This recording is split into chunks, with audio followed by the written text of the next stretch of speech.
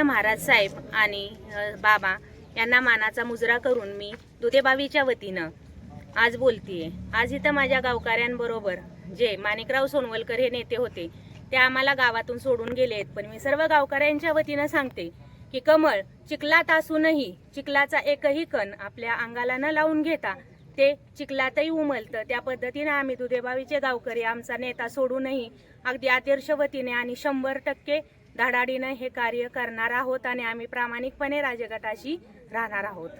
मी सागर vice दुधेबावी ग्रामपंचायतचा उपसरपंच असून आज या ठिकाणी जे काही काल घडामोडी झाल्या, माणिकराव विठ्ठलराव सोनवलकर हे जे राजगटातून त्यांनी भाजपमध्ये प्रवेश केला, त्याचे कुठेही आमच्या गावाला एक तीळ मात्र फरक पडलेला जाणवत नाही।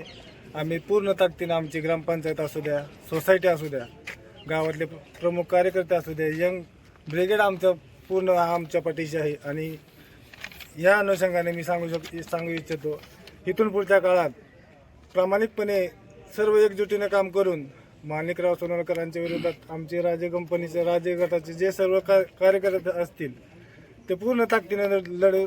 आणि हा विश्वास आम्ही महाराज साहेबांना इथं देण्याकरता, बाबांना देण्याकरता आलेला आहे।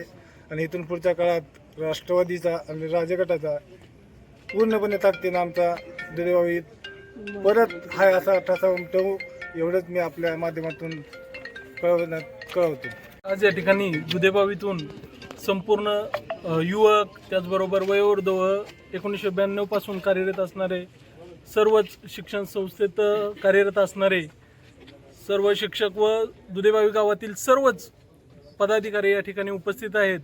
आणि सर्वांनी राजगटाच्या पाठीशी ठामपणे उभं राहून पुढील वाटचालीचं नियोजन केलेलं आहे। आणि त्या पद्धतीने दुधेबावीमधून भरघोस अशा पद्धतीने राजगटाला उत्स्फूर्त प्रतिसाद मिळत आहे आणि लोक त्या पद्धतीने काम करत राहतील आणि पुन्हा एकदा या गावाचं वलय तालुक्यामध्ये दिसून येईल आगामी काळामध्ये, हे मी या ठिकाणी नमूद करतो। या ठिकाणी बघितलं आपण महाराज साहेबांच्या बंगल्यावरती दुधेबावीतून बहुसंख्येने महाराजांवरती आणि बाबांवरती प्रेम करणारा या ठिकाणी कार्यकर्ता या ठिकाणी उपस्थित राहिलेला आहे। आणि प्रत्येकानं अगदी तळमळीनं सांगितलं की महाराज साहेब, आम्ही तुमच्यासोबत, बाबा तुमच्यासोबत आम्ही कशा पद्धतीने आत्तापर्यंत नाळ जपलेली आणि भविष्यात देखील आम्ही तुमच्यासोबत कशी घेऊ, कसे तुमच्यासोबत राहू, हे आज या ठिकाणी अगदी खुल्या मनानं कार्यकर्ता बोलतो। आणि कार्यकर्ता ज्या मनातल्या तडफेनं बोलत होता याच्यावरून लक्षात येत आहे की भविष्यात देखील महाराज साहेबांचंच दुधेबावीवरती प्रेम राहील आणि दुधेबावी देखील अगदी आतापर्यंत ज्या पद्धतीने महाराज साहेबांचं बाबांची साथ देत राहिलं त्याच पद्धतीने भविष्यात देखील